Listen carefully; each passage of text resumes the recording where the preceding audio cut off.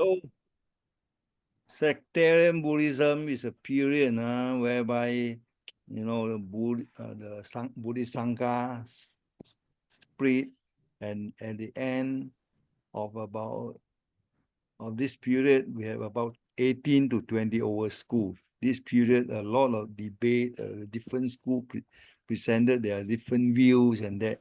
So this period started after the second council. As I told you, after second council, one of the main outcomes was the formation of two schools, Mahasanghika and Saviravara.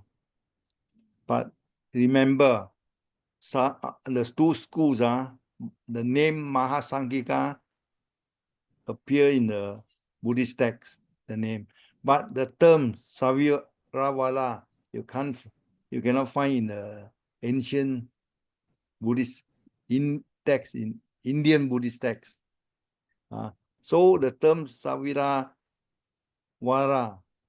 was coined or given by the modern scholar just to, to give it a label, a name, that two schools. People ask which two schools. We know only Mahasanghika. What about the other one? So they call it Saviravara. Savira means the elders, the teaching of the elders. It's a Sanskrit term. If you want to translate to the equivalent Pali term, call it Theravada. But the term Theravada you can't find it in any Indian Buddhist text, remember. It only appears in Sri Lanka text, Dipawangsa, about 800 years after Parinibbana Buddha. Theravada appear only in Dipawangsa. The one we don't talk about it. That one is a separate issue. So after the second council, schism happened. And as a result, a lot of schools slowly appear for the next few hundred years, 500-600 years, until the turn of the Common Era. We have about 20 over schools were formed, as I told you. So there are two good books that I recommend. One is The Buddhist School of Small Vehicles. Of course, nowadays we don't call small vehicle Hinayana. All these are people say belittle them. They say look down on them. Hina is a small teaching, small schools. Mahayana, big teaching, greater part. This one small vehicle.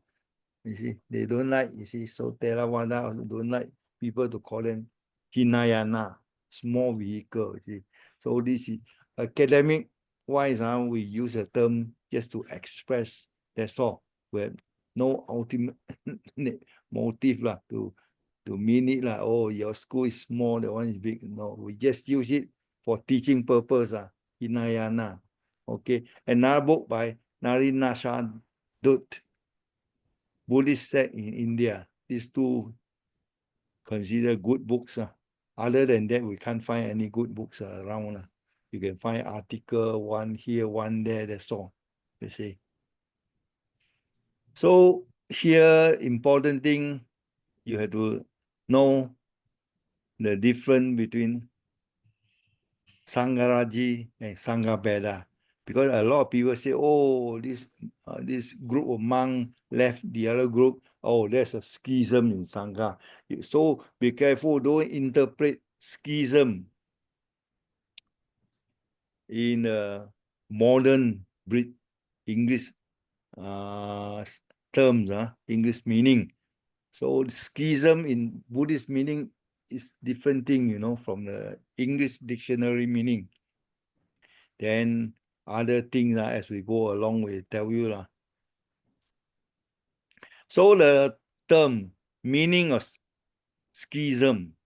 So we have to be careful to be aware of the difference between Sanghapeda and Sangharaji from Buddhist perspective. Sangha is a split actual schism, two groups of Sangha, form. As a result, they don't mix with each other. There's this real schism. This Sangha happens or occurs when there's a difference in interpretation with regard to Vinaya rules. Is different from dictionary meaning that one group argue with the other group or quarrel with other group. As a result, they move to the other place and stay there. That's not schism from Buddhist point of view. There's a temporary separation or something like that. So remember, schism from Buddhist point is about deviation or deviated interpretation with regard to Vinaya. So any doctrinal differences, say Mahayana and Hinayana, they have a different concept, different interpretation regarding anatta, right? Or the Mahadeva. Last time we talked about Mahadeva, the monk who came up with 5 points, a theory of what? 5 regarding the nature of Arahant. 5 points regarding the nature of Arahant. That one is doctrinal differences. So at the end, the group say, oh, you interpret wrongly, I interpret this way. We went off. We don't want to mix with you. That one is not schism from Buddhist point of view. That one because of the doctrinal differences. But doctrinal differences may bring about schism because once the other group went away and stay, or after some time, they may have different Vinaya practices compared to the earlier group.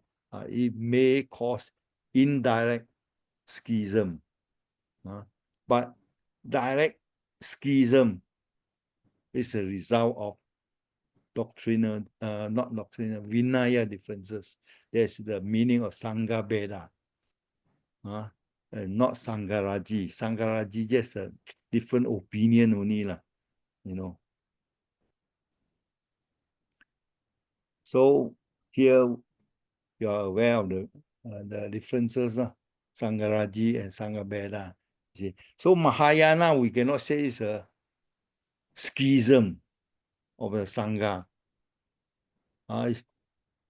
Because people thought that, oh, Mahayana, you move away, you form a different group. But Mahayana, the different of Mahayana teaching and the Theravada and other schools, mainly because of what? Doctrine. But Mahayana adopted Dhammaguttaka Vinaya. So it's the same Hinaya rules of Dhammaguttaka, although it's different from Theravada. From that point, from that aspect, you can say there's a schism, but there's a different story we are going to talk later, So technically, Mahayana has no Vinaya by itself, correct or not? They follow the Hinayana's Vinaya, Hinayana schools, Dhammaguttaka's schools, Vinaya. Dhammaguttaka is a different Hinayana school and is under the lineage of Saviravada, the same family as Theravada. Mahayana, because the teaching different, it's not because of the Vinaya. Vinaya, they still follow the Hinayana school. Because those say when Xuan Zhuang went to India, he noticed that in the same temple, there were Hinayana monk and there were Mahayana monk. They all stay together. And those Mahayana monk, they ordained under what? Under Hinaya rule. For example, one temple, there were a lot of monks. Some of them, all of them ordained under the same master, under same procedure, ordination procedure. Say, for example, the temple belongs to Dhamma school, the temple, because different temple or different groups among different school. You see, so that temple may belongs to Dhamma and all the monks there were ordained under Dhamma school. But after some time, some of the monks in that temple, even though they were known as Dhamma monk, but they study those later texts, Mahayana texts. They read this Jinggang Jing, Diamond Sutra, Lotus Sutra. So they did not pay much attention to the other sutta. So the early sutta in the early Nikaya, you see, they prefer to read. So this group of monks were known as a Mahayana monk because they follow the Mahayana teaching. But excuse me, Brother. yes. Brother, so is there any founder of the Mahayana? The ones who No, create no founder. new Yes, it's sutras? automatic. You see, the last paragraph, formation, the red one, formation of Mahayana is a doctrinal evolution and not a formation division of the Sangha. So you mean to say all the new sutras just created by a group, is Yes. it? Group of monks? Not the same group. By whom also, we don't know. There's no You don't know. author. Slowly the text appear. Somebody have compiled it and circulate around here. Some people found it interesting. They follow this teaching. Just like nowadays, a lot of popular story books. Oh, you all read this, you adopt it as your own sacred text. So this group of monks, you say, a fancy of Juliana or some, who compile this Mahayana text. So after some time, this group, even though they were ordained under Dhammakotaka, some of them ordained under Mahasangika, some of them ordained under Theravada, but somehow they prefer to read Mahayana text. They follow the Mahayana teaching, doctrine-wise. Rules, we say they follow their own temple, Theravada or Mahasangika, but teaching-wise, they follow this. So they consider a Mahayanist. You see, I'm talking from ancient Indian history. We are not talking about modern. Even you talk about modern, also same. All the Chinese monk here, you ask them, they say we follow Dhammakotaka rules. Even though they have added in some Bodhisattva rules in China, but ancient, we are talking about ancient Mahayana Buddhism in India. There was a case. They all follow, they were ordained under the Hinaya school of different sects, different school, but they study and follow Mahayana teaching. That's why they were known as Mahayana. Even though they stay with other Hinayana monks in the same temple, ordained according to their lineage. That was a definition of ancient Mahayanists in India. Okay. So because Mahayana cannot create a separate set of Vinaya rule, is wrong. Only Buddha can come up with a Vinaya rule. Everyone knows it. All the Vinaya rules were proclaimed by Buddha. So Mahayana, even though you call Mahayana because you study Mahayana text, you follow Mahayana teaching. But rule, you cannot simply create a new rule. You still follow the rule when you were ordained in that temple. That was a case. That tradition passed until today. Now, Tibetan, they follow Mula Sarvastivada Vinaya, but the teaching are different. Mahayana, late Mahayana teaching, doctrine-wise. They have their own ritual and ceremony, but rules still Hinayana rule, Mula Sarvastivada. Chinese-wise, as I told you, doctrine-wise, follow the Mahayana teaching, Lotus Sutta, Diamond Sutta, Pranaparamita Sutta, doctrine-wise Mahayana teaching, but Vinaya rule, Dhammaguttaka, Dhammaguttaka Vinaya, both Dhammaguttaka and Buddha Sarvastivada Vinaya and the Theravada, they all belong to the same family, same, different from Mahasangika. So you understand the meaning of Mahayana in ancient India, right now. That was the case. So Mahayana, as I say, we don't talk so much about Mahayana today. Today's topic is supposed to be 18 schools. So I just try to tell you Mahayana when it was formed. In fact, they all follow the Hinayana's Vinaya rule, but they were known as Mahayana because they adopted and followed Mahayana teaching. That's all. So the meaning of Sangha schism happened when there was a deviation or wrong or different interpretation with regard to the Vinaya rules. So schism happens, as I say, different interpretation of Vinaya rule.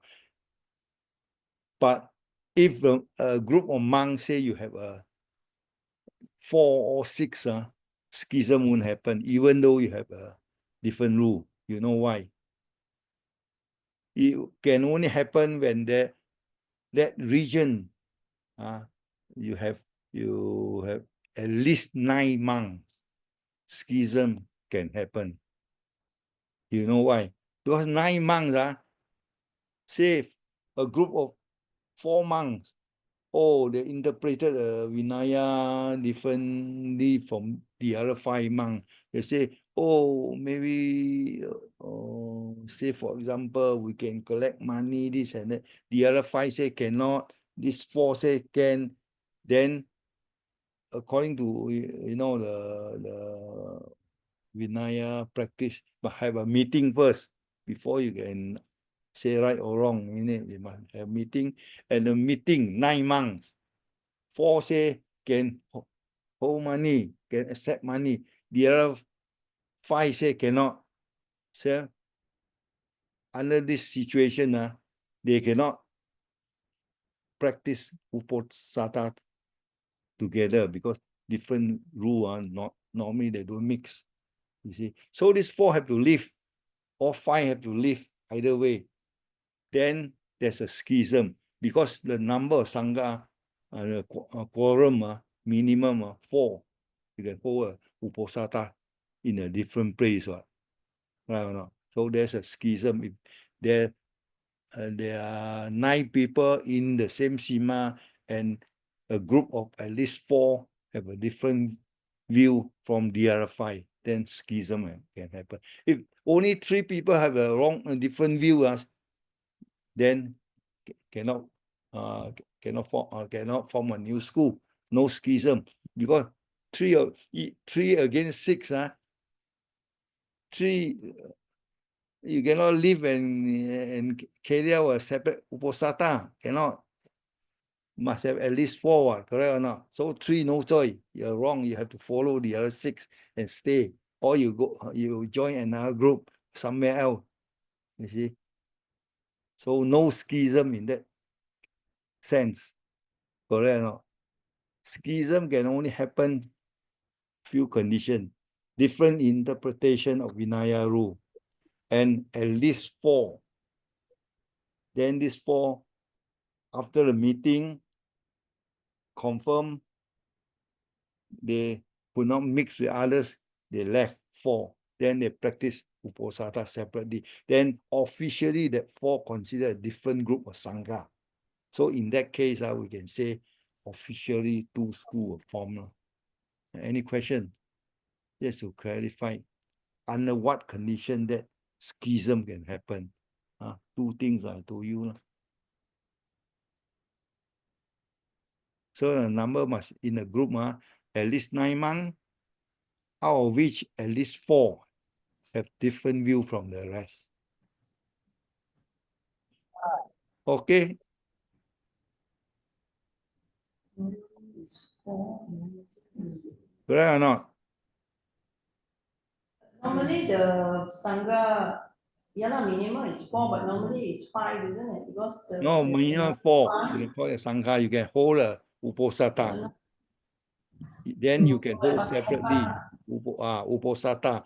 But you cannot carry out ordination unless you recruit another member from another place to share your same teaching Vinaya rule then you carry out ordination and get more members right or not? No. Or else you just carry on Uposatha as a group of 4 monks, that's all, and die naturally. Okay. Correct or not? Okay? Huh? Yeah. Okay. Yes. Okay, Yeah. Okay, then next slides we talk about. So you know the meaning of Sangha Veda from Buddhist point of view, schism, and under what condition this Sangha Veda can happen. Right? First 2 slides. Then now we say Sangha Veda, schism, happened during Buddha's time or not? Yes, during Buddha's time. But everything settled very fast. 2 examples we quote. One Devadatta, everyone knows. It's called schism at the end. So the story of Devadatta, we don't go into detail because he brought out, he tried to, at first, try to take over leadership of Buddha. Buddha refused. Then he planned to kill Buddha. Right? He tried to throw rocks, hurt Buddha's foot. Then he planned to kill Buddha, asked Ajatasattu to send 1 soldier to murder. And then his plan is very complicated. First, send 1 soldier to kill Buddha. Then he planned send another 2 that follow the soldier. If that soldier succeeded to kill Buddha, then these 2 kill the soldier so that you have no evidence. These 2, later he sent another group to kill these 2, very complicated. So at the end, he tried to, erase, wash off all the evidence that his plan failed because everyone, the monk who went to kill Buddha, all converted by Buddha. So plan failed. So he tried to murder, tried to push the rock down from the vulture peak. That also injured Buddha's foot. The plan also failed. Then he intoxicated an elephant, Nagagiri. At the end also failed because tamed by Buddha with a metta. So at the end, he proposed Dutanga rules. Very strict Dutanga forest monk practice, ascetic practice, strict vegetarianism, stay in the jungle, this and that. Buddha refused, but only certain rules are conditional. So, no choice. Devadatta left with a group of 500 monks. Against 500, as I told you, the Buddhist text, so many 500 lah. Makasapa 500 disciple. He came back from walk from Pava to Kusinara, and then 500 monk, right now, first council. Then the Mahapajapati walk with a group of 500 women from Saka was wisely to seek for ordination, all 500 lah. So now again another example, 500. Devadatta left with 500. He brought 500 monks. They went to Gaya Sisa form a separate group of Sangha. But later, Moggallana, Sariputta, they went to the place and convinced those 500 young monks, asked them to return. Right? Not the story, you know. No? So this technically, this was an example of schism during Buddha's time. Form separate group of 500 monks. They propose different Vinaya practice. Right? So one example, Devadatta. But 500 monks came back, left Devadatta, came back. So no more schism.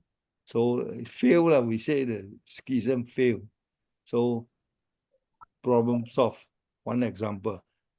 Second, this phrase, Gaya Sisa. Gaya Sisa, where Devadatta and 500 monks came there. And this place we try to climb up, but we didn't climb up during our pilgrimage. This place is very important. I don't think any one of you have. Sorry, Brother Yang. Huh? Sister Visakha, can you please mute your audio? Sister Visakha, please mute your audio. Yeah, Thank you. very noisy there. Okay, thank you, Brother Yang. Okay, this this Gaya Sisa Hill, quite near Gaya, where Devadatta and his 500 followers came there. This place very important. Two incidents. So extra information. One, Devadatta and his 500 monks came here. Second issue, second history, part of history. Who? Mahakasapa, sorry, not Mahakasapa. Kasapa brother, Gaya Kasa, Nandi Kasapa, and Uruvela Kasapa, three Kasapa brother and 1,000 disciples together with Buddha. They came on the top and they preached what? Sutta. Fire sermon, correct or not? After that, then only they walk to Rajagaha to meet Bimbisara. This mountain is important because of the two things. But we skip, never mind. We wanted to climb up. We saw it's quite high. That's why we gave up. So, okay, the schism, number one. Two cases, as I say. One, Devadatta. Second incident, second case. Quarrelsome monk, the story of quarrelsome monk in Kosambi. Correct or not? Gosita Rama Temple. Hey. Sister Visakha, can you kindly mute your mic? Sister Visakha. Sister Visakha. Sister Visakha. Sister Visakha. You have to call her personally. Okay. I think she is not listening. Second example, schism during Buddha's time. This case happened in Kosambi. The temple when Buddha went to Kosambi, he stayed in Gosita Rama. This temple also very important. Sister Visakha. Sister Visakha. Sister Visakha, can you kindly mute your mic or not? Mute already, okay, thank you. Yeah, okay, thank you, thank you.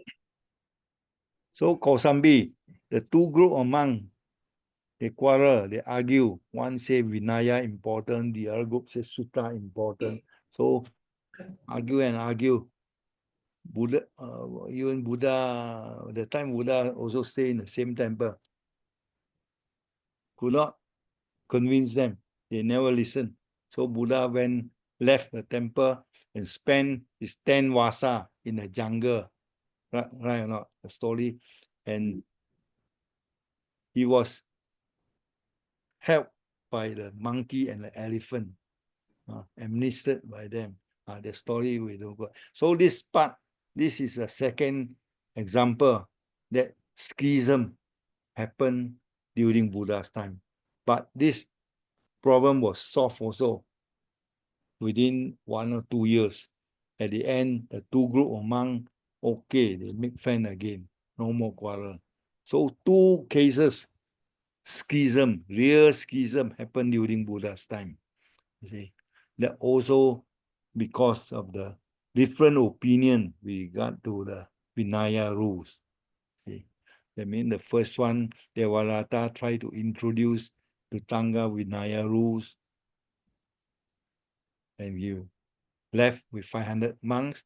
Second case, the group of monks, 2 groups in Kosambi temple, Kositarama. One group say Vinaya important, the concerning Vinaya. The other one have a different opinion. So technically also schism because of the Vinaya. Okay. So 2 also left, 2 also solved, 2 cases. So this is Gosita Rama when we went there in 2017. I think very few people went there lah. But anyhow, never mind. So 2 cases, 2 examples of schism happened during Buddha's time, and very fast, very quickly it was solved. So now we talk about the factors that brought about schism during Buddha's time. So condition was, as I told you now, different opinion in Vinaya, and the group must be at least 9. That one is separate set of condition. Now, natural factors, other factors that contributed to the schism, you see. 4 at least. Number 1, geographical separation. During Buddha's time, due to the difficulty in the communication, the infrastructure, this and that, different monks, they spread very far away, and then they rarely or very seldom they have chance to mix with one another. Here one group, that one group, that side one group, and then between the 2 groups, a distance of few hundred kilo, so they could not just walk here and there and mix with others regularly. Maybe very frequent and very seldom they contacted with others. So because of the geographical separation, each group, as I told you, each region, they have one elder, they have one sima. That region, they have their own sima. Sima, meaning not nowadays we call a separate room allocated for monks activity meeting But those say it's a big region, it's a big area, whereby the monks stay in that area considered as a sima, the region they call sima . So different area or different sima, different group of monks, and they always appointed one elders to be their senior, to be their teachers. They listen to their teacher. The teacher will conduct the sima, uposatha, meeting, all these functions, activities. So different place, they have different teachers, different leaders, and different leaders, they have different educational background. They have a different training before, different interpretation, different understanding with regard to Vinaya, with regard to doctrine. So after sometimes, so the monk here and monk there, they may have some differences, regarding the teaching, regarding the Vinaya rule, regarding the interpretation. So after some time, the 2 group of monks, different group, monk form in different places. Right? Not they have a different set of Vinaya practice already. This group has slightly different Vinaya practice. So, of course, so what happened? Different school form naturally, due to the geographical separation. That's one reason that schism happened naturally because of this. Number two, no successors after Buddha's parinibbana. Right? No, parinibbana Sutta says that Buddha advised all the monks after he passed away, Dharma will be your teacher. Right? No, when you see Dharma, you see me. You see me, you see the Dharma, the Sutta teaching. So he did not appoint a senior disciple to be the leader of the Sangha. All the monks must listen to him. No, he never appoint person. He say, everyone just follow the teaching of Dharma, that's all. So as a result, that because you have a different interpretation with regard to Dharma and Vinaya, as I say, after some time, because no hate to come and to settle with them, to advise them. They say they are correct. This side say they are correct. So that side say they are correct. So at the end, so different school form . So second reason, because no head were appointed to come and standardize to settle the differences, you see. Number two, no successor. Number three, the different dialects in India that time.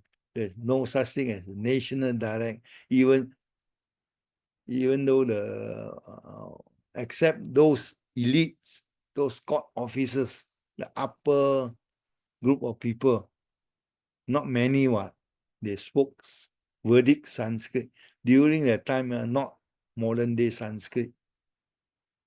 They communicated in Vedic Sanskrit, you see.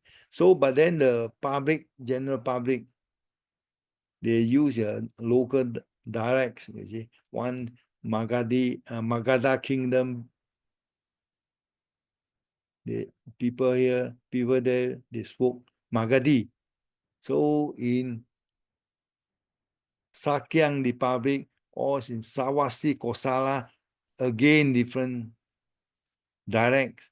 They call Prakrit, different Prakrit. You see, so the lower group of society, the poor people, the masses, there's different type of Prakrit.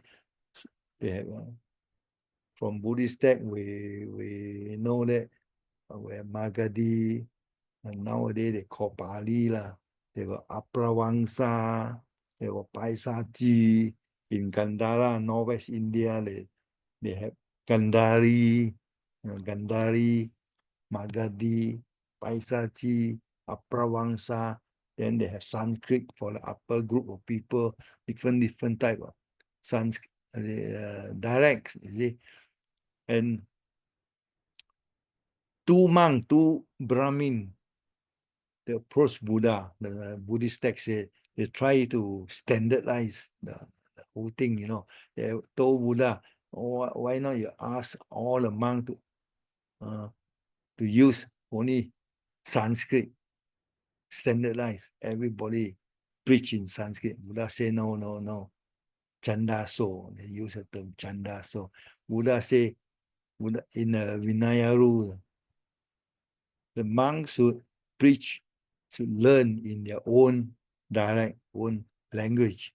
You see, not. I mean, you go to when you went to Magadhi, you preach in Magadhi. Magadha, you preach in Magadhi. You went somewhere else, you spoke something else. You see, but don't use Sanskrit. That's all. That was Buddha's policy, so that the teaching can be spread to different places easier lah. If you go to this place, you spoke Sanskrit, people won't understand. You go to Magadha, you spoke in Magadhi, but if you go to Sakyang or South India or any place you spoke Magadhi, people won't understand, right or not? So Buddha's idea is that wherever you go, you use a local dialect to preach, to spread the Dharma, easier for people to understand. That's common sense, you know. So because different places got the same teaching, but in different dialects, right? You Magadha, you talk about, say, for example, talk about this Dhammacakka Pavattana Sutta in Magadha, you spoke in Magadhi. When you preach the same sutta in Sakya, you use Sakyan dialect. Or you same sutta in Kosala dialect. So same sutta but different dialect, different places. So people have different understanding. You know, this side listen, they interpret this way because I understand my dialect in this way. So the one when you translate into other dialects, they may have different understanding. Different monk, because preaching not only carried out by Buddha himself, monks also. So different place, different dialects, same sutta may have different understanding by different people in different areas. So after some time, rules, even Vinaya rules, also they have a different understanding. So at the end, different group of monks will form. So different dialect also affect the schism in that sense, in that way. So the number 4, Bhanaka system. So last time I told you about the compilation of Buddha's teaching, right? They form different group to decide, to memorize different group of sutta because they want to lessen the workload. That system we call Bhanaka system, division of work. So this division of work also give rise to this schism because some people specialize in Vinaya, some people specialize in Nikaya, some people specialize in Majjhima Nikaya. So after some time, these people knows only the Vinaya, these people knows only Nikaya. So all different interpretation, so causing all the misunderstanding. So at the end, schism happen. Because of Bhanaka system. It's not one person to memorize everything, the same group sutta. It's quite impossible. It's because this group of monks in that region memorize this group of sutta. Another group of monks far away, they memorize with part of the Vinaya. So all these things all just because people will not memorize everything at the same time. They have to, split out the workload. And this system, at the end, slowly they give rise to schism, different interpretation, different understanding. So they will talk about the factor that contribute to the schism, formation of different school. We use the term formation different school in different areas. There are few factors. So if there's a group of monks in the same area, just because they have misunderstanding with regard to Vinaya, so that also part of the reason. So all these are the factors contributed to the formation of new schools. This one we explained already, geographical distribution. Then no successors, Bhanaka system. Also we explain Then, so factors, we know the factor that affected the schism, the causes schism. Now, okay, now we come to the actual schism according to history. So we discussed during Buddha's time, that one officially we don't consider schism. We just, it was a temporary schism, settled very fast. So in the history of Buddhism, they always say, oh, schism happened after the second council. That's an official schism according to history. But as I told you, actual schism did happen during Buddha's time. 2 cases, correct or not? But in history, when we talk about the actual schism, we always say the second Buddhism. Sorry, second Buddhist Council. The result after this schism officially happened. We discussed the second council 2 weeks ago, so we don't go into details about it. See. From Theravada's point of view, as I say, they always mention, 10 rules, 10 illegal rules practiced by the Wajan monk. As a result, they call up a meeting. Even though the meeting agreed that all the 10 rules were illegal, but some young monks from the Wajan Republic, in fact, a majority of them disagree. They went off. They conducted another meeting. They changed the rule. They changed the Dharma. So that group of monks who disagree with the decision, the second council, the viceroy meeting, instead they went off to form their own group. They call Mahasangika. Other group of monks, they adopted the old teaching, the Vinaya, the old Vinaya, they consider as Theravada. So these theories were adopted by Theravada, remember. We say that schism happened after the Viceroy Council. That's Theravada's theory. Even though,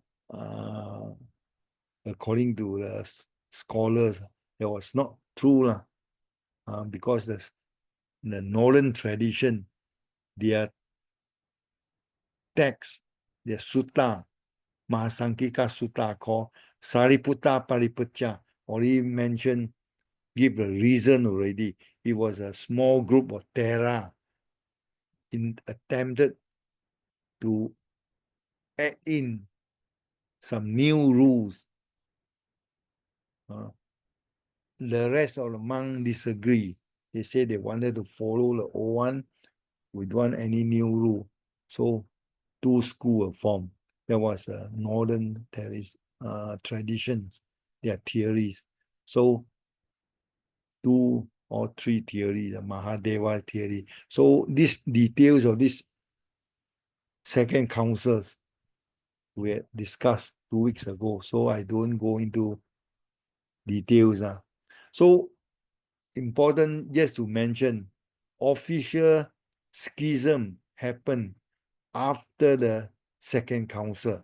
We mentioned second council. We don't specifically call it a Viceroy Council, the cause schism, because according to history, that was not the case. It was not the result of the second, there was not the result of Viceroy's meeting. Viceroy meeting officially no schism. Why is Theravada say schism? There was a later theory according to a commentary. So the argument, we don't want to go into details. You go back to the old recording.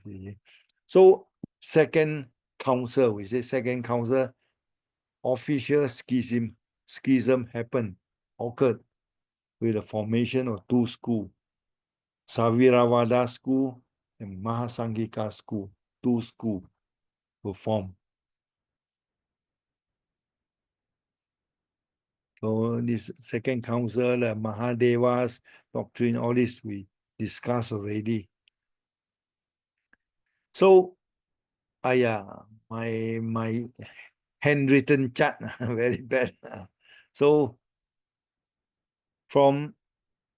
because there are so many theory regarding the not only schism, the second council. Second council have at least 3 different theories regarding the split of the Sangha, the schism.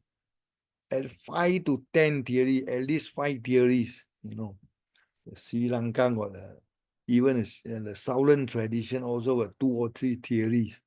The Northern tradition also got few theories. The Tibetan also got their own theory. So it's very complicated. So these talks, the schism, I don't follow any school's theory, I just follow some as close to the history as possible. So the main reference books for Buddhist schism in the Sangha, mainly I follow A.K. Wadler's Indian Buddhism. I did not mention the book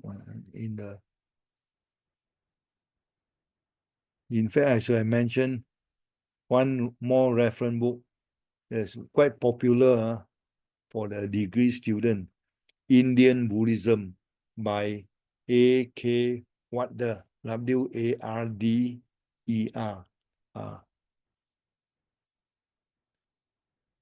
Quite a lot of information I got it from that book. A.K. Wadler. So A.K. Wadler's teachings,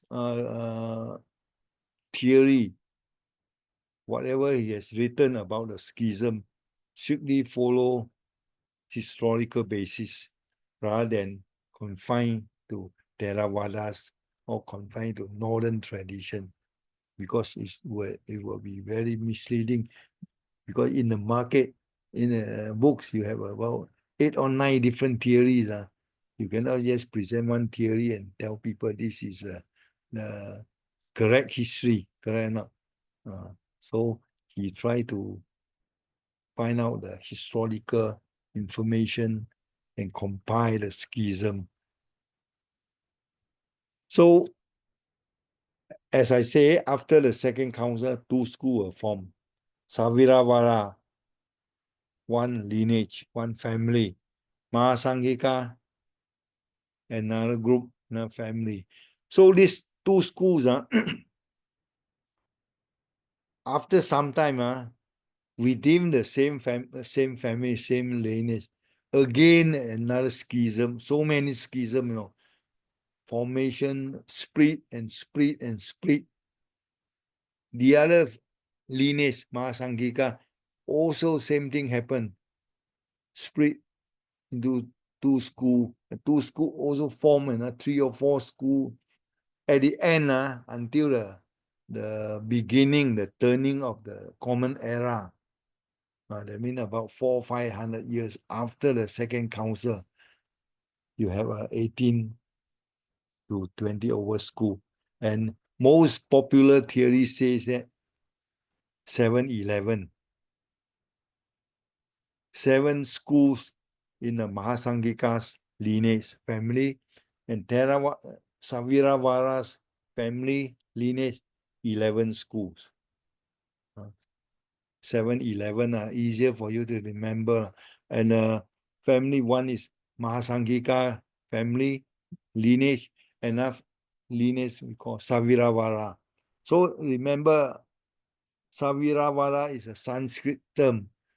People may say it's equivalent to Theravada, but whether it's Theravada or Saviravara, this term was given just to facilitate your learning.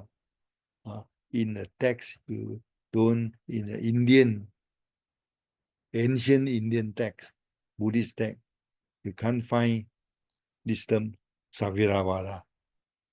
For convenience sake, people just put in or this school, this lineage under Saviravada. So you cannot say, oh, Saviravada is Theravada.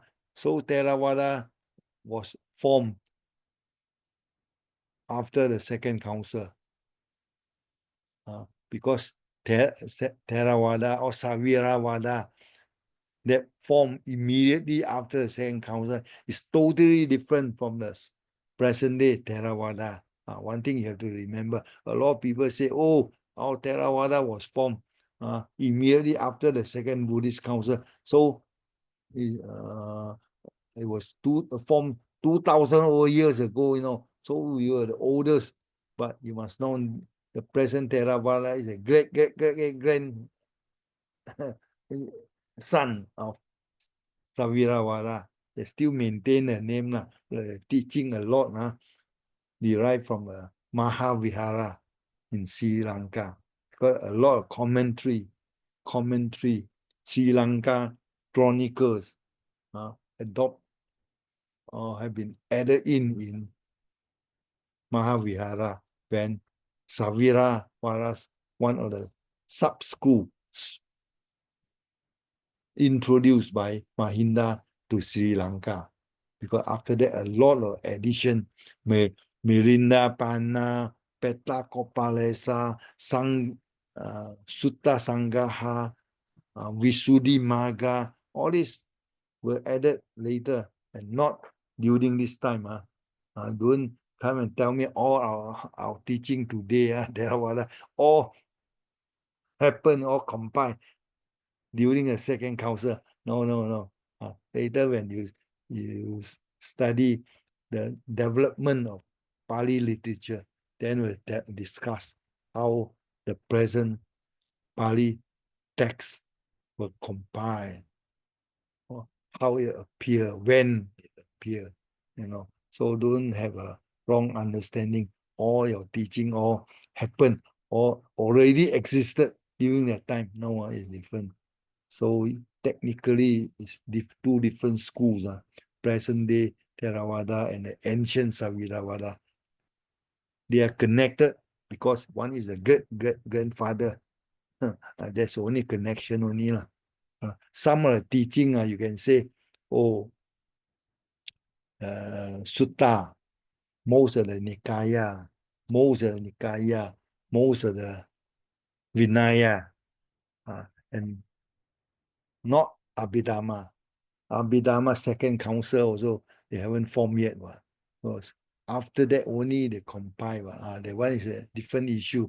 The development of Abhidhamma we discuss later. So only after this, so many lessons, 10, 20 lessons, then slowly like a jigsaw puzzle, you piece add in, then you have an overall picture. And right now, you still cannot find overall picture about Theravada or Buddhist history yet. Part of it, you see. Okay, now we come back to subsequent schism after the second council. Subsequent, we start from one lineage first, Saviravada, the family. How schism happened in this family. Then after this, then we talk about the schism in Mahasangika's lineage.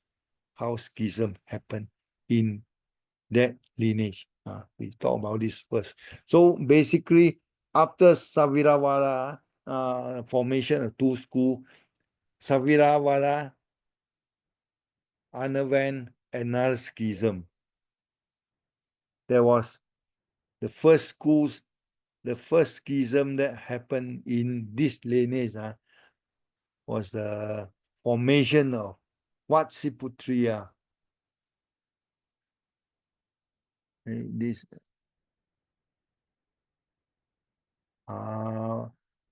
we don't talk about schism first, we talk about Saviravada, the teaching of Saviravada first. Then we talk about their schism. So after formation of two schools, Saviravada and Mahasangika, then we talk about the teaching of early Saviravada. So this teaching of early Saviravada, this chart is incomplete because I don't know how to somebody prepare lah. You give me a lot of wrong names, this and that. Some not complete, and they give to me, and then I cannot type in, cannot do editing, this and that. Even the name also wrong. The chart also need some amendments. So maybe you can help me like the Juliana, you're IT expert now. You can based on this teaching and then you slot in or make some amendments. I cannot do all these things. You see. So now we talk about Saviravara, early Saviravara. Right or not? Not the modern Theravada. We talk about Saviravara after the first schism. That means after the second council. That Saviravara is different from the modern Theravada, as I say. This Saviravada, when it was first formed, because the formation was first schism happened in Magadha Kingdom, wisely, opposite Magadha Kingdom, the Vajan Republic, just next to Magadha Kingdom. So after formation of Saviravada and Mahasangika, this Saviravada one group moved to the South India. So South India there, the people don't call them Saviravada. They call what? Theriya. This Theriya, this term appear in the Buddhist text. So, but not the term Savira. You see, after the first schism, the elders, or we call Saviravada, began to move to the western coast, then slowly walk down to the South India, and not to the eastern coast. Western coast is a flat land near Bombay there. Then southeast to Andhra Pradesh, and known as Theria according to Dipawangsa, and finally to Sri Lanka. Then in Sri Lanka, they call Tambapaniya. So first paragraph, it says that Vajan Republic, the second council, two schools were formed. Mahasangika, one group, one school, Savira, another school. So we talk about Savira. After formation of Savira, then most of the members, they start moving away. They don't want to stay mixed with Mahasangika. They move towards the western coast, near Bombay, that side, coastal area. Then after that, they turn southeast, same as Mahinda later adopted Mahinda. Not direct to the center. Why? Because center India, the Plateau, hilly area, right? Sanchi, all this area. So they always travel towards the west coastal area. Then from there, they turn to the southeast, then downward to South India. So South India, they call Theriya instead of Theravada, instead of Saviravada. So the South Indian call this group of monks, Saviravada monk, they call them Theriya. So this Theriya later spread to Sri Lanka. As I told you, the monk, Theriya monk, also called Saviravada monk, they were popular, prominent in South India. So unknowingly, they may, travel to Sri Lanka, opposite, not very far to Sri Lanka. Unofficial introduction of Theravada Buddhism. But of course, as I told you in one talk, I don't know to use credit given to Mahinda and his group regarding what? Regarding the spread of Buddhism, spread of Theravada Buddhism from India to Sri Lanka. They say it was due to Mahinda. But before that, there were a lot of these Theravada monks, they call Theriya, occupied in South India already. So this early group of Saviravada, you don't identify with the later Singles Theravadin. That's one thing. Even though they're from the same lineage, but teaching wise and doctrine wise, not exactly the same. We don't say 100% different, but a lot of teaching still the same, but not exactly the same. You see. So remember, this Theriya was another name of Saviravada. And this Theriya, when it was introduced to spread to Sri Lanka, there they don't call it Theriya, they call it Tambapalinia. Tambapaniya in Sri Lanka. Okay, that was the early history of Saviravaraman when they first went to Sri Lanka. They were known as Tambapaniya. So their teaching, the early teaching, when Saviravada was first introduced to Sri Lanka, their early teaching says that doctrine is more or less the same doctrine, but not exactly. But these few important core teachings remains the same. For example, when Saviravada first went to Sri Lanka, they still maintain the teaching that Arahant are perfect, not subject to digression. It's different from Mahasangika. It's different from the what we call Mahadeva's 5 theory. Theravada don't know. Arahant is always perfect. No digression. That means we won't go backwards.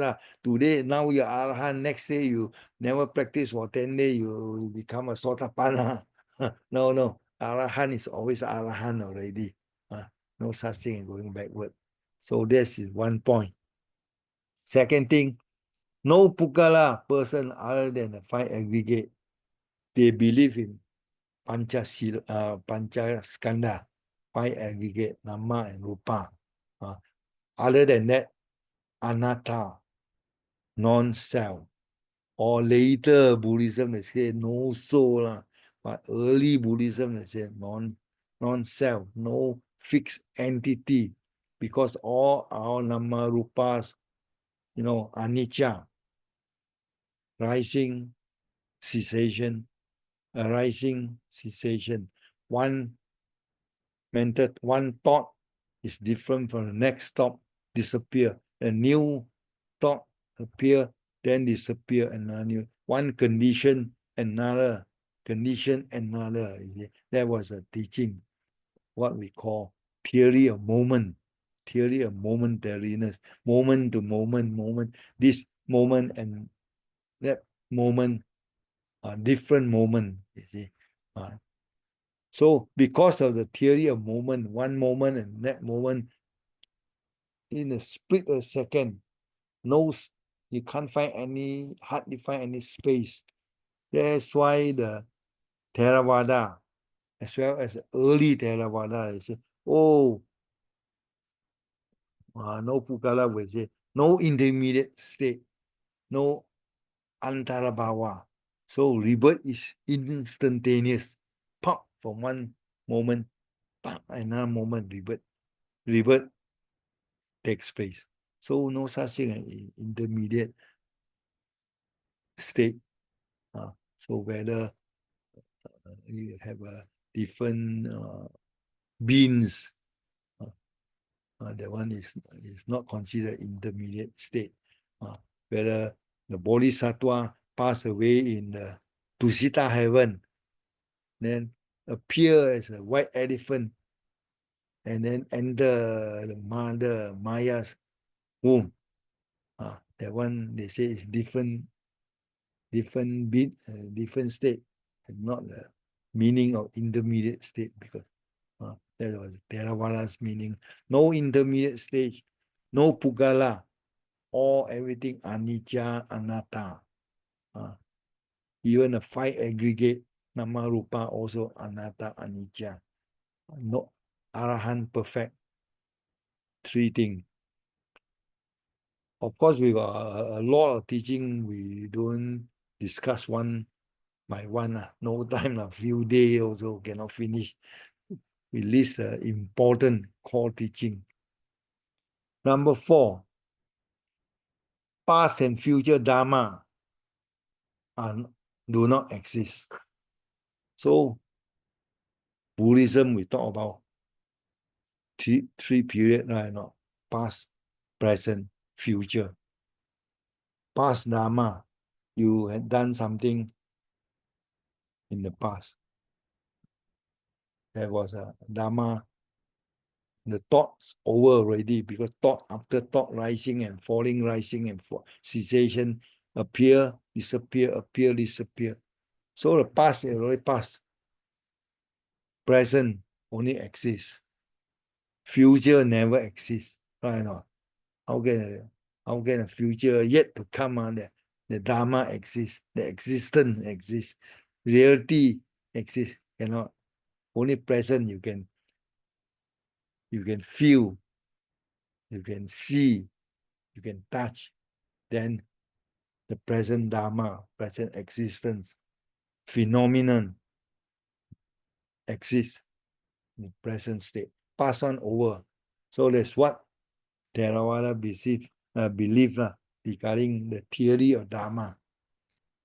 So 4 important theory, doctrine for Theravada. Everyone also knows Arahant perfect, no intermediate stage, no fixed entity. Past Dharma never exists, future never exists, only present exists. 4.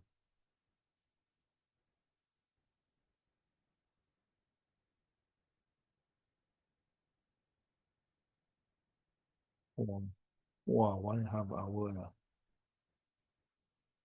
hours. This shows the book. Yeah, sorry, brother. Yeah. Can you clarify again the number 4, the past and future dharmas? Dharma unit exists, phenomenon. Present phenomenon exists because you can feel it. Correct or not? You can realize it. Yeah. Future, you don't know what. Yeah, true. Past also over. Yeah. So not real lah. So Do this not one exist. goes, Already existed. Mm. That's why they call do not exist anymore. Mm. So past karma, the action already over. So you mean to say the previous Action. teaching? Previous Huh? teaching say that No. past I have to be careful. A lot of people, 99% of this Theravada people can't differentiate between big D Dharma and small D Dharma. No lah, you're saying this doctrinal teaching, this is No. Doctrinal teaching is big D, capital D Dharma. This small D Dharma is not, doesn't mean doctrinal teaching. It's a unit of existence. Dharma. This doctrinal teaching is the early Staviras. No. We say about the overall about the doctrinal teaching, but when we talk about item 4, when you ask me item 4, this D Dharma doesn't mean the doctrinal teaching, It's a unit of existence. Okay. Unit of existence. You know the molecule and the atom? Yeah. Molecule atom is a building block of our solid state, any object. So this object is what we call equivalent to phenomena. So all these small unit we call Dharma. Just like the Rupa. What is Rupa made of? 4 dhatu. 4 elements. All these we call Dharma, building block of Rupa. And 4 and the 5 aggregate make up a human being, phenomena. So 5 aggregate we call Dharma, building block, unit of existence. It's not the teaching, doctrine teaching, law of karma, fall over to the Dharma, big D. When we say about big D, Don't mix up. Okay. Everybody mix up Dharma and Dharma. I see. Okay. Thank So you. this building block, for example, Rupa, the four Mahadhatus, rising, falling in the past already over. They don't exist anymore. Only present exists. I understand. Yeah. Okay. Thank you. We are not talking about teaching do not exist. This is a small Dharma building block. We talk about the building block. The building block Oh, of okay. any existence in this world, any phenomena of this world, building block. Just like a motor vehicle, is an object, existent phenomena. And then the spare part, wheel, tire, steering, engine, we call Dharma, the building block, the small thing. I just give you an equivalent, the similes. Understand? Understand meaning of Dharma or not? Don't mix up with the Buddha's teaching big D Dharma. Thank you. This one important, Juliana, you can differentiate or not? A lot of people are confused, when they tell them Yeah. Dharma and Dharma. So, but brother, yeah, you should put a footnote there. What you say just now, this is different from the Yeah, put a Dharma with a bracket. capital D. Yeah. Yeah, Put a bracket here, footnote. unit existence. Unit existence. Yeah, but because of the word dharmas, That's why I use a small d. people I will use get a, confused. But the small d and big D, people wouldn't notice lah. They wouldn't notice there's but a difference. normally So should put a footnote. in any book, any thing, people use big D for Buddha's teaching or Buddha's Oh, Dharma. people won't notice one lah, brother. Yeah. A lot less, I say People won't 99%. 99%. Exactly. So actually, you should put the footnote. Dharmas does not refer to the Dharma taught by the Buddha. This Dharma refers to the units of existence. A lot lah, because Okay, just my suggestion lah. you see, the people, the trouble when they read book, the big D and small d, they never pay attention to it. They just put, oh, DHAMA and DHAMA, same. Nobody pay attention to the capital letters. Capital letter. And a lot of teacher also never tell you. That's why I got a lot of problem explain this theory of Dharma. People are confused because yes, I want to tell you again, it takes another 1 hour, half an hour to explain, unit existence. I have to use a simile, a car and a spare part, or object and the atom to explain the meaning of small d Dharma. You see? Okay, so the past, now we are talking about the unit existence. The past mental thought already over. Future, you don't know whether what type of mental thought will appear, right or not. So you say past and future do not exist. Only the present Dharma exists because you can feel it, you understand it, the nature of it. So Theravada's main teaching, these four, outstanding one. The rest, of course, we don't discuss. So this chart, this map, also a simple map. It only tells you what happened after the schism, after the first schism, when Theravada and Mahasanghika was formed. So Saviravada moved towards the west, then southeast, then to South India. Then some of them may move to Sri Lanka at the bottom there. Right not? That was the first movement. So we stopped for 5 minutes. Wow, it's 5 something. We only up to 20.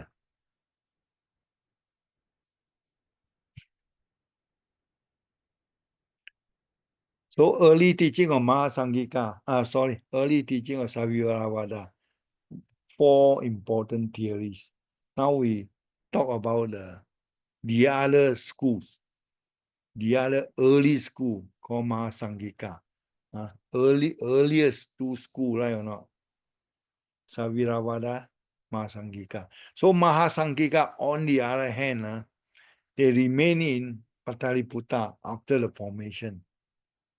But later, they moved to Southeast India, in Andhra Pradesh. Andhra Pradesh, somewhere near the present-day Krishna River, near this Tamil Nadu. Chennai, they call Chennai area. So a lot of Tamil their ancestors were Theravada or Mahasangika, these 2. So this Mahasangika, their early teaching, they were different from Saviravada, where Saviravada, they treat Buddha as a historical person, right or not? Historical person, can fall sick, can get old, can die, this and that, like just a human being, human teacher, Saviravada. But Mahasangika have a different opinion. Therefore, Buddha is not only normal human, is above, transcendental, superhuman. You see, transcendental being, Lokotara, transcendental beings. In what sense? You say Buddha seldom sleep, 2 hours only. Most of the time, half close the eye, meditation, supramande. That's why the Mahasangika consider Buddha as a special type of being. They call deity. They call deify Buddha. Mahasangika was the first school that deify Buddha. That means they treated Buddha as a deity, Superman, supramundane, and not unlike the Saviravada, who treated Buddha like human being, human teacher. So slightly different. And Mahasangika believe in Bodhisattva path. They emphasize on Bodhisattva path and practice to all the paramis, attain arahantship. They emphasize on the Bodhisattva path and the possibility of lay people to attain arahantship. Bodhisattva path. Then they say Dharma. Now they have Excuse me, Brother Yap. Yeah. Bodhisattva path, they emphasize the Bodhisattva path and the possibility of lay people attaining arahatship. These 2 are different. These 2 are conflicting each other. So according I know you are talking from the Theravada's point of view. That's why it's conflicting. yes. To them, they interpret as the same.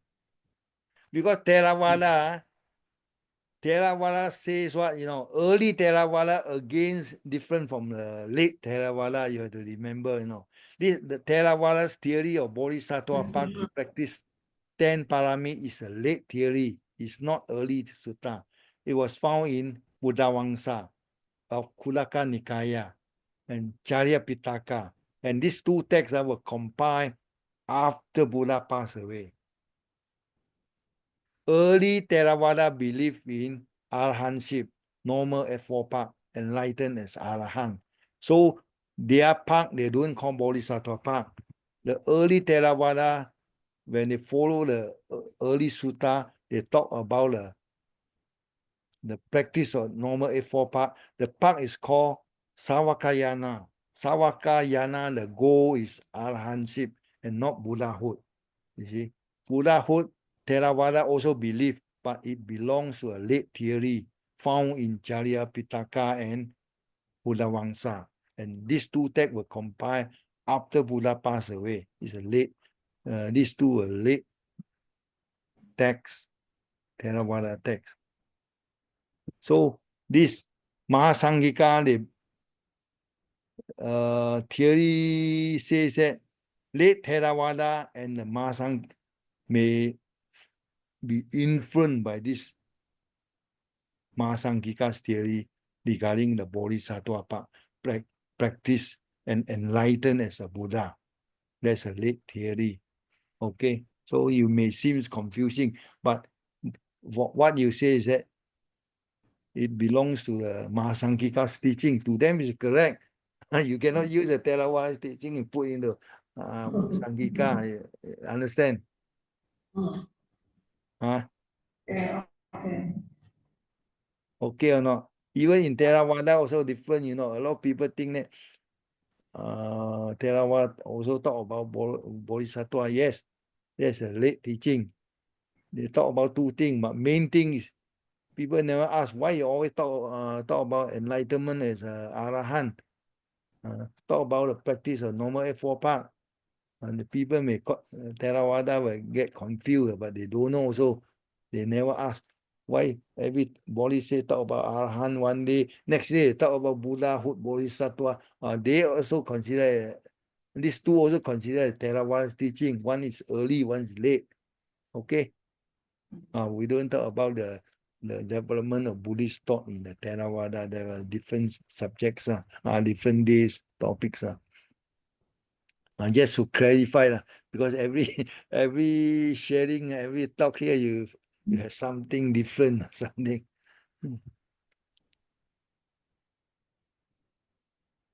Number 3, time, Dharma and the time, past and again they always argue about this reality, you know, past Dharma, present Dharma, and future Dharma. You see. Here again they say past and future. Here their theory, the Mahasangika's theory regarding the Dharma, the particles, mental thought, same as Theravada. It says that past and future Dharma have no real existence, not real, only present real. But they also, Mahasangika also says that all Dharma phenomenon are empty, sunyata of intrinsic nature, also the same as Theravada. So not to say Mahasangika 100% different, you know.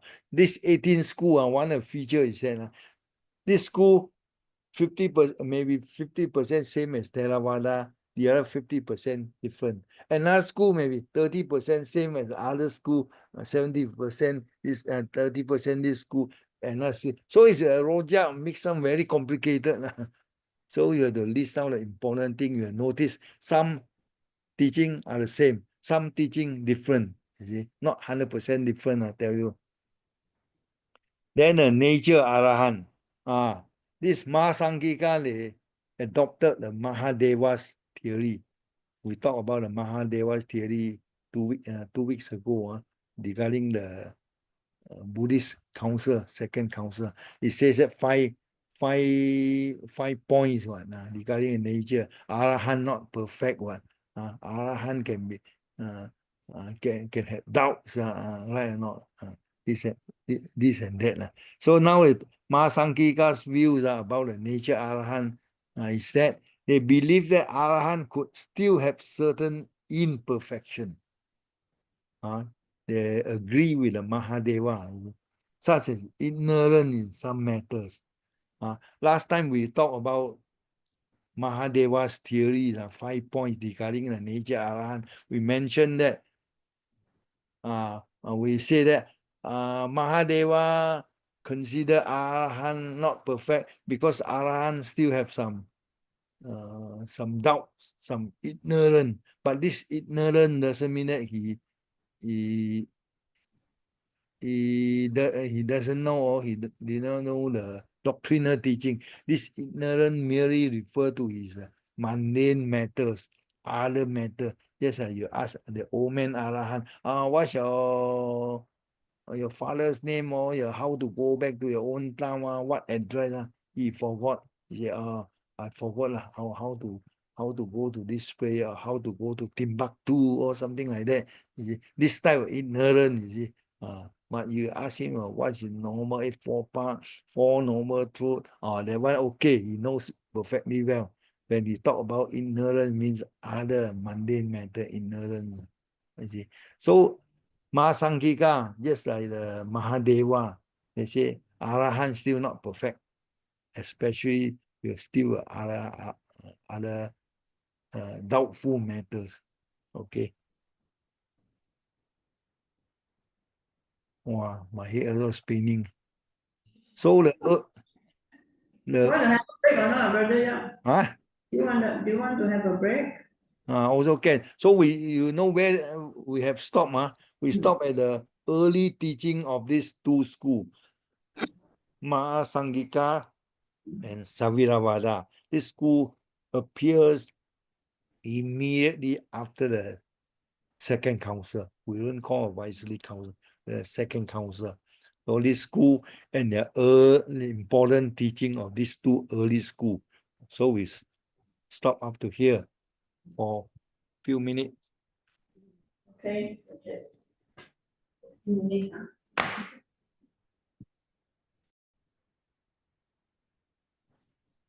Okay, brother. Yeah. Yeah.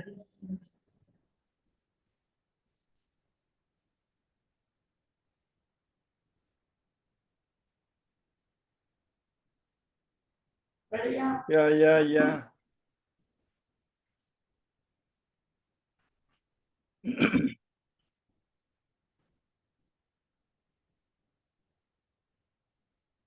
So the two earlier schools, Mahasangika and Saviravada. So the main teaching slightly different. One consider Buddha as a human teacher, the others deified, or considered as transcendental in the sense that like a Superman, seldom sleep. Text says that when he preach, he only utter a few words, then everybody understand. You see, something like that. So now we don't go into details. So many things. Then sometime shortly after that, after the formation of two schools, another schism happened. Now inside the Theravada school, inside the what we call Saviravada lineage, there was a group, there was a monk called Vasiputra. He came up with a new theory called Pugala. Pugala theory of personality, of entity. So besides the five skandhas that we have, we make up five skandhas. He said there's another entity called Pugala. You see, because why? Because five skandhas you cannot explain the continuity of karma theory, right or not? Those days, a lot of school form, they argue and argue. Why?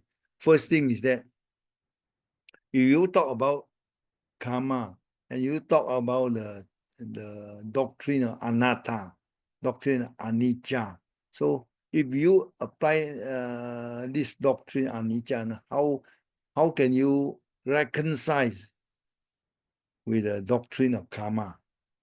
Karma is, you say, can continue once you have performed a certain deeds, action, favorable or unfavorable.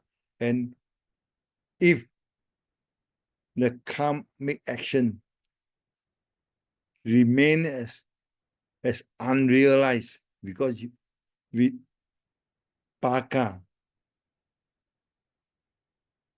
vitaka, the result, Buddha say, may realize or may ripen in this life, next life, and many life later, correct or not?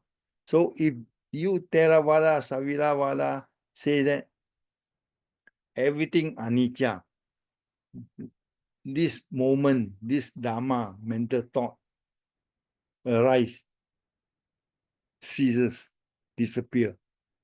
It condition another mental thought, which is different from the earlier mental thought. Correct or not?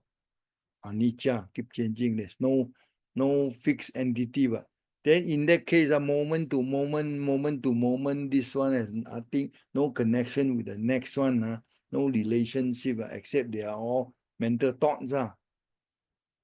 Based on the theory of moment, different moment, instantaneous. Then how to explain karma? How to explain memory?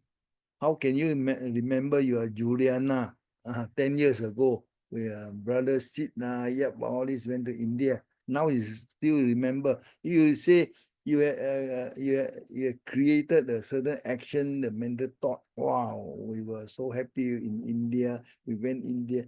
And next moment, thought disappear. A new moment has no connection. But now you still can remember the memory of old thought.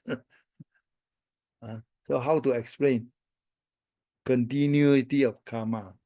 Memories, karma also the same. If you say you committed certain action, then the result only realize, ripen in two existence, 2 life or 3 lives later. But in between, all this thought keep rising, falling, all totally different. Now you have done something wrong. Two lives later, another mental thought, another skanda, 5 skanda belong to another being, another person, another existence, bear the fruit, got the suffering. So is it fair? So how to explain? You see? So these things, a lot of argument during the time, you see. So this monk, Vasiputriya, he came up with a new theory explanation to explain this problem faced by the Saviravada monk. And this theory they call Pugala theory, Pugalavada. Pugalavada, the teaching about Pugala personality. So according to Vasiputriya, this new school, it broke out from the Saviravada.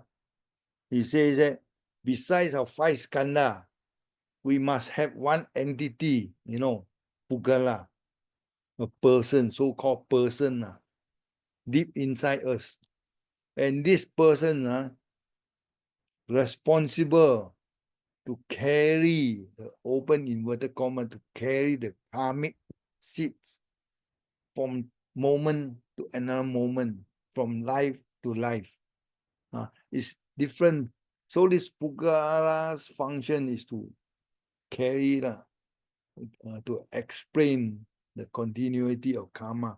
So this Pugala is not the 5 skandha. It's different from skandha. The function is different. And neither the same nor different. The Indian people always say neither the same nor different. It's different from skandha because skandha cannot explain the theory of karma. We Pugala can explain because carry the thoughts from life to life. So it's neither the same nor different. So same is that it can move from existence to another existence. Just like the skandha and the mind, mental thought from one life to another life. So this skandha also from one life to another life. Except that your rupa is different, keep changing. So Pugala carry the seeds potentiality of karma from existence to another existence until the condition favorable, then karma bear fruit. That's how he explain the karmic action and the result of the karma. Whereas if you base on the anicca, dukkha, anatta of the 5 skandha, you cannot explain. So Pugala operate or function in this way, you see. So Pugala disappear only when a person attain enlightenment. before person gain enlightenment, Pugala is always happen, and it carries the karmic seeds, thoughts, potentiality from existence to another existence, and this one die, and a new existence appear. Pugala just like a mental stream lah, the normal our nama lah. Rupa disintegrate upon dying. The nama flow in the stream to the next. So Pugala also the same thing, flow from this existence to the next stream. That's how your karma you transfer and carry away to the next life. The next life you still can remember your past life. Sometimes early day you can remember. Old age you can still remember the early day because of Pugala. That's how it explained. So this group, this monk Vasiputriya came out with this theory, and a lot of people follow him. So he formed another school. He broke away from Saviravada. So he formed another new school called Vasiputriya. The main teaching is about the Pugala theory.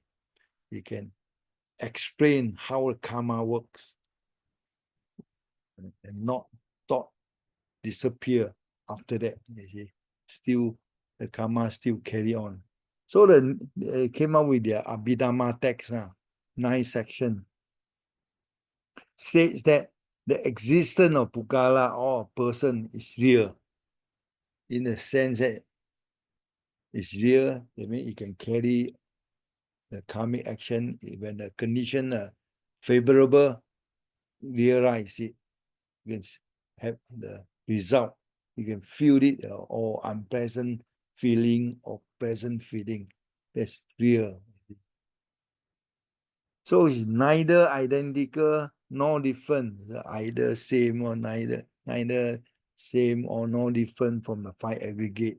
They always tell you like that. Different because they are not. They can carry karma. They can explain the karma. Whereas 5 aggregate cannot explain the karma. Continuity of karma. They cannot. Same is that they carry from life to life. You see, but neither same nor different. You see. It ceases only when one attains nibbana. Before one get enlightened, karma is still there. The memory, ability to remember past, ability able to let the old karmic seed to realize it. This thing still can function once, so long as the person is not enlightened yet lah. Okay. So this concept of Pugala explain the continuity of karma and rebirth. Why not? Because it carry the potentiality of karmic seeds. Without referring to a permanent self. We are not talking a permanent soul. They carry the memory, because this Pugala, we never say it's permanent. Even though it can move from life to life, just like all your mental stream also life to life. The only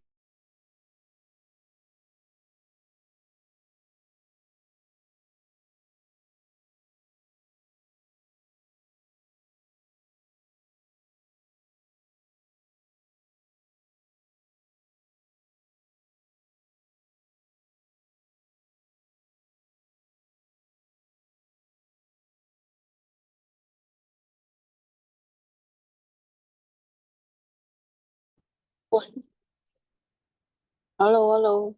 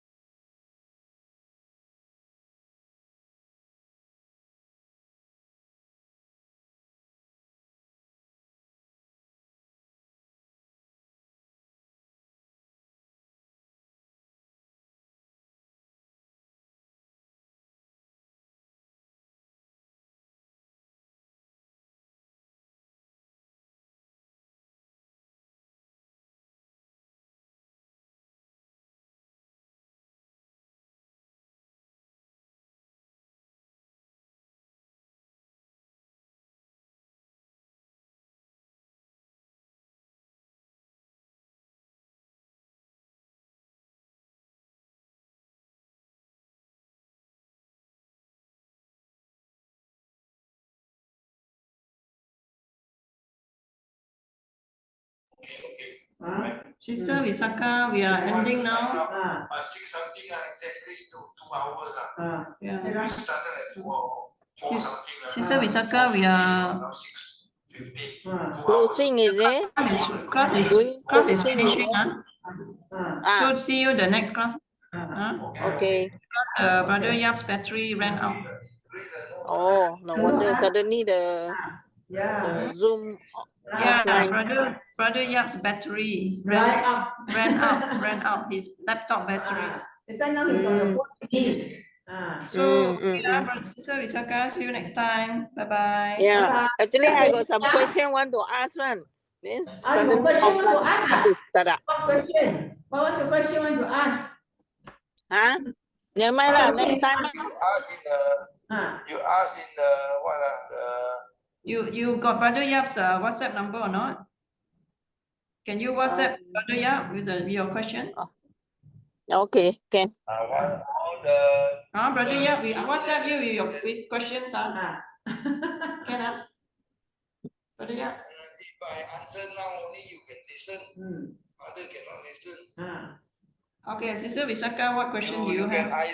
You either I think next week 15 because if I type WhatsApp a long question. Long question, long answer. Do you have any questions? Sister Visakha, how many questions do you have? No.